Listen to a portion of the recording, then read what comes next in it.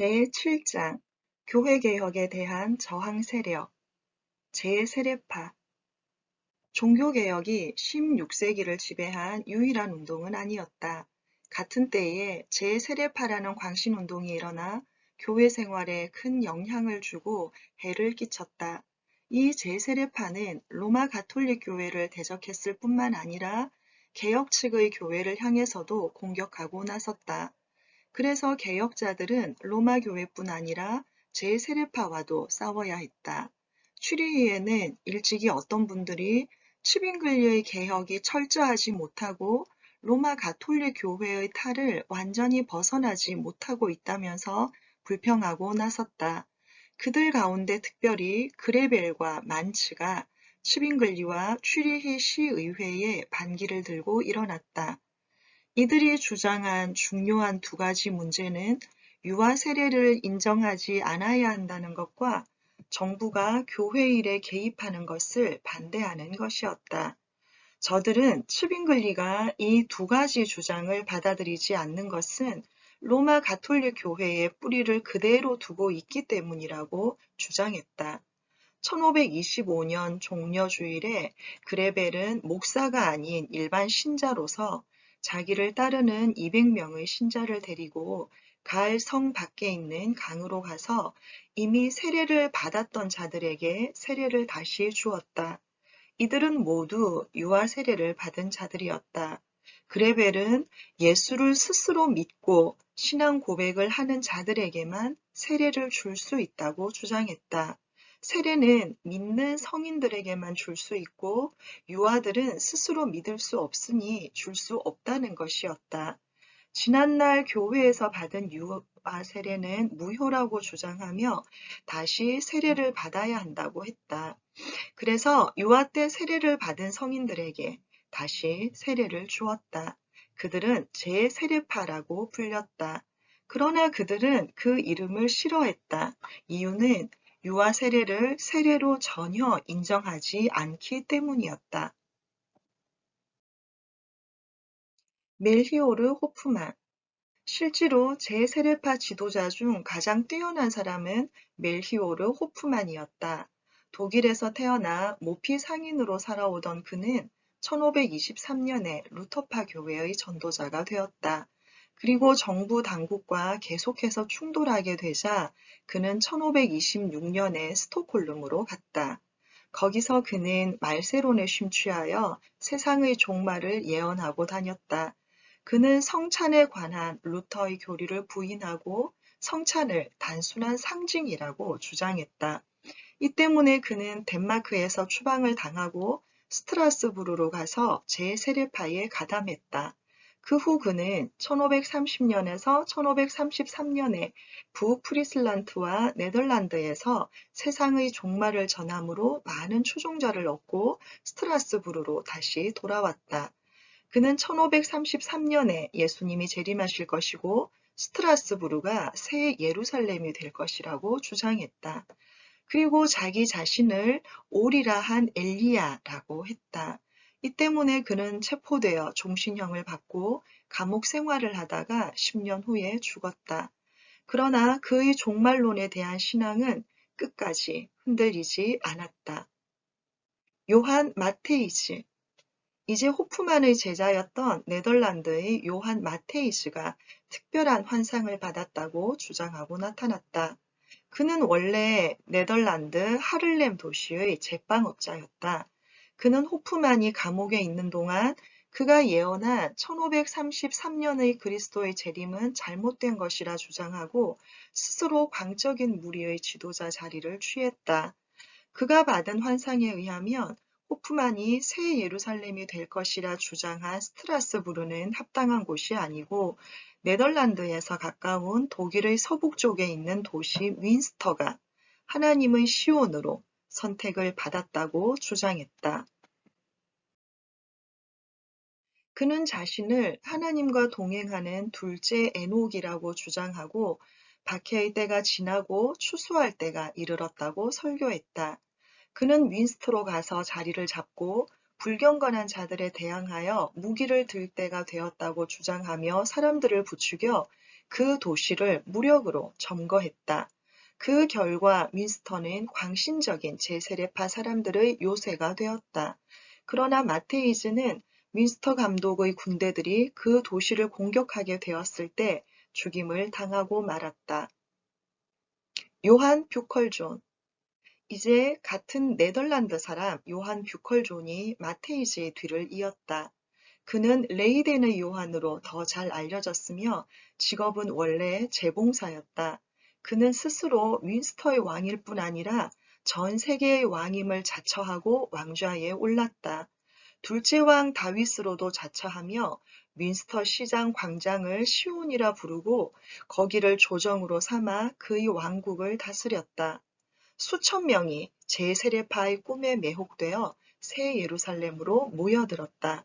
모여든 군중들을 향해 뷰컬존은 주를 위한 전쟁에서 싸우기 위해 무기를 가져오라고 했다. 윈스턴은 완전히 제세례파의 도시가 되어버렸다. 사유권이 폐지되었고 일부 다처제가 강요되었으며 뷰컬존 스스로 16명의 아내를 거느렸다. 당시 도시를 정화하는 작업은 무자비했다. 제세례파에 속하지 않은 자는 쫓겨나거나 죽임을 당했다. 추운 겨울에 제세례파에 속하지 않은 어린이를 포함한 많은 부녀와 남자가 도시 밖으로 쫓겨났다. 하지만 광신자 뷰컬존의 왕국은 오래가지 못했다. 1535년 6월 25일 윈스터의 감독의 군대가 그 도시를 되찾았고 로마 가톨릭의 통치 아래로 다시 들어가게 되었다. 복수는 비참했다. 갈기갈기 찢긴 제세례파 지도자들의 시체가 도시 탑에 전시되었다. 뷰컬존의 시체를 철로 만든 상자 속에 넣어 세인트 람베르트 교회당의 탑에 매달았다. 그 쇠장은 500년이 지난 오늘날에도 그대로 달려 전시되고 있다. 메노 시몬스. 윈스터의 몰락은 극단적 제세례파의 혁명적 광신주의의 종말을 의미했다. 그런데 이 몰락이 본질적인 변화를 가져오지는 못했다. 이제 레이든의 뷰컬존과는 다른 지도자가 나타나 제세례파를 이끌었다. 그는 네덜란드 북쪽의 프리슬란트 사람 메노 시몬스였다. 그는 원래 로마 가톨릭 교회의 사제로 미사, 세례, 고해 성사, 결혼 등의 로마 교회의 성례를 집행하면서도 카드놀이, 음주를 즐기며 지내는 가운데 양심의 가책을 느끼게 되고 그 시대의 로마 가톨릭 교회가 매우 잘못되었음을 깨닫게 되었다. 이런 가운데 그는 루터와 교회 개혁자들의 글을 읽고 많은 점에서 동의했다. 그러나 그는 유아 세례 문제에는 바른 이해를 못하고 혼란을 겪으면서 제세례파 사람들의 본을 따르게 되었다. 하지만 그는 레이덴의 요한과는 달리 폭력을 부인하고 경건을 강조했다. 그는 특별히 경건은 많은 연구와 책으로부터 오지 않는다는 것을 강조하므로 신학에 대해 소극적인 태도를 보였다. 메노는 사제의 자리를 떠나 결혼하고 자녀를 가졌다. 그는 제세례파에 속한 사람들 가운데 많은 추종자를 얻었다. 네덜란드에서 메노를 따르는 메노나이트들은 많은 박해를 받았다. 그는 독일 북부 지역에 있는 개신교도들의 피난처인 엠덴으로 피난을 갔다. 그는 거기서 독일, 폴란드, 네덜란드를 순회하면서 제세례파 사람들인 자기 추종자들을 돌보았다. 마지막 그는 르베크 지역의 한 귀족의 넓은 땅에 정착하여 제세례파를 변호하는 글을 쓰면서 만년을 보내다 1561년에 세상을 떠났다. 메노를 따르는 메노나이트들은 독일뿐 아니라 폴란드, 프랑스, 오스트리아 등 여러 나라의 방랑자들이 되어 살면서 박해를 받았다. 그런데 퀘이커 교도이며 종교적으로 관용주의자인 윌리엄 펜이 북아메리카의 펜실베이니아 식민지를 세우게 되자 유럽에 살던 많은 제세례파 사람들이 17세기 말에 그곳으로 이주하여 살게 되었다. 네덜란드는 일찍부터 제세례파의 영향이 강하였기 때문에 개혁교회는 제세례파와의 구별을 분명히 하고 제세례파를 크게 경계하게 되었다. 개혁교회 벨직 신앙고백서의 세례를 취급하는 34장에 세례는 결코 반복되어서는 안 된다라고 못 박고 있다. 하지만 이 재세례파는 다른 여러 교회 집단에 영향을 미치게 되었다. 영국에서 독립교회주의자들, 침례교도들, 퀘이커 교도들의 운동에 영향을 끼쳤다. 이는 특별히 이들이 유아 세례를 부인하고 인간의 내적 빛의 존재를 주장하며 주관적인 신앙 체험을 강조하는 데서 잘 드러나고 있다. 신비주의. 사도 바울은 일찍이 디모데에게 거짓되이 일컫는 지식의 망령되고 허탄한 말과 변론을 피하라고 했다. 당시 거짓되이 일컫는 지식을 가진 자들은 바울이 전하는 복음이 그 시대의 그리스 철학과 정신과는 너무 맞지 않는 것으로 보았다. 바울은 이런 이 세상의 지혜와 싸웠다. 2세기 그리스도인들은 영지주의와 싸웠다. 당시 영지주의자들은 그리스도인들에게 익숙한 어휘들을 사용했으나 모두 이방 사상에서 가져온 새로운 뜻이 있었다. 저들이 하나님에 관하여 말했지만 물질 세계를 창조하신 창조주 하나님으로 생각하지 않았으며 그의 독생자를 이 세상에 사람으로 오신 하나님으로 보지 않았다. 이원론 철학을 따라 영은 선하고 물질은 악하다고 보았기 때문이다. 따라서 인간의 영혼을 영원한 부분이요 신적인 것으로 생각했다. 지난날의 영지주의가 중세의 독일 출신 에크하르트라는 사람의 신비주의에서 되살아났다. 에크하르트는 영혼이 하나님 안에서 발견하게 되는 안식에 관하여 매력 있게 설교했다.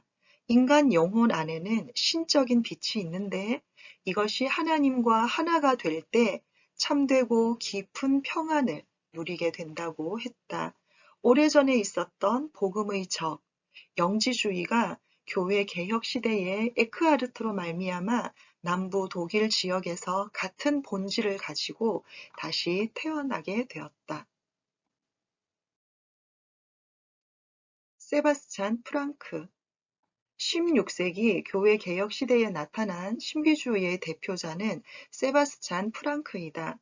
원래 뉘른베르크 지역 로마 가톨릭 교회의 사제였던 그는 1527년에 루터를 따르다가 그 다음 해에 재세례파로 넘어가게 되고 최종 신비주의자가 되었다.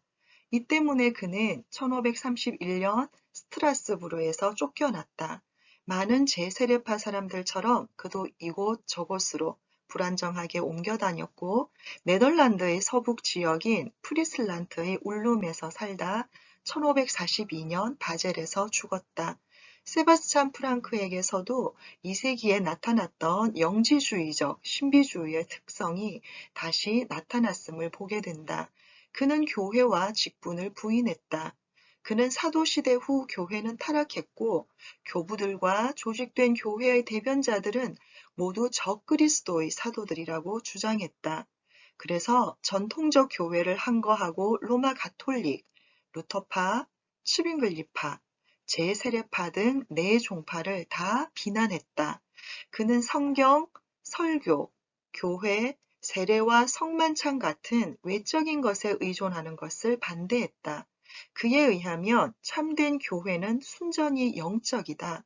그는 영혼과 하나님과 융합을 가르치고 그 가운데 참된 평안과 구원이 있다고 가르쳤다.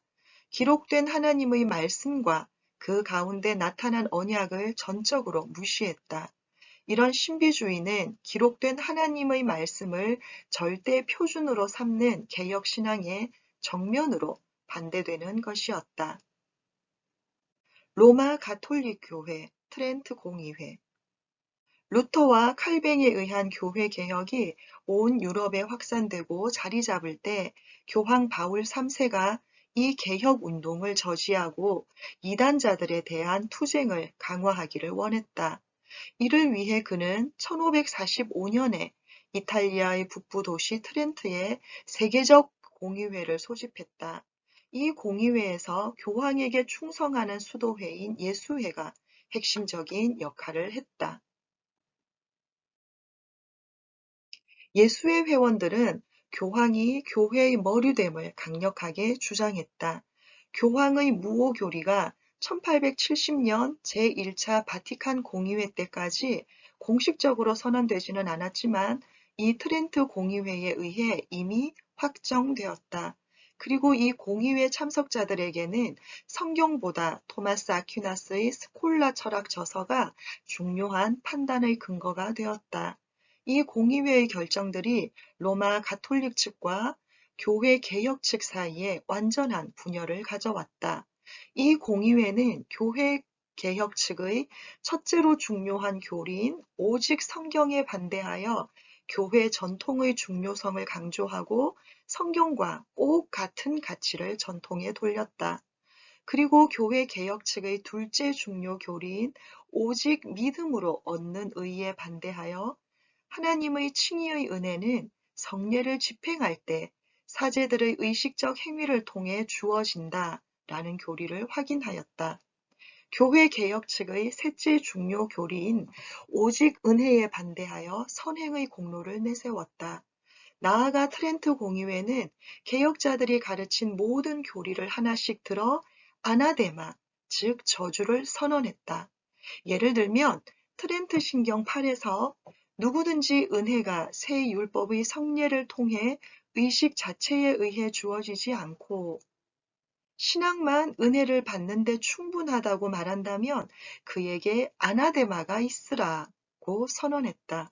로마 가톨릭 교회는 트렌트 공의회에서 교회 개혁 측의 모든 교리 하나하나에 아나데마를 선언하고 로마 가톨릭 교회 자체의 비성경적 교리를 참된 교리로 재확인하였다. 이 순간에 로마 교회는 스스로 참된 모교회인 거룩한 보편적 사도적 교회로부터 떠나게 되었고 배교적인 종파, 거짓 교회가 되어버렸다. 트렌트 공의회 결정들은 특별히 예수회에게 교회 개혁 진영을 더 강력하게 공격하고 박해할 열심과 동기를 주었다. 그 결과 트렌트 공의회 이후 교회 개혁 측 교회의 지도자들이 종교 재판으로 더욱 심한 박해를 받고 더 많은 피를 흘리게 되었다. 특히 남부 네덜란드, 이탈리아, 헝가리 지역에서의 박해는 참혹했다. 북유럽 지역의 스칸디나비아, 북부 독일은 루터의 교회 개혁편에 굳게 서 있었으나 중앙유럽의 프랑스, 영국, 스코틀랜드, 북네덜란드 등은 종교 전쟁의 터가 되었다. 다음 강은 제8장 프랑스의 교회 개혁 편으로 이어집니다.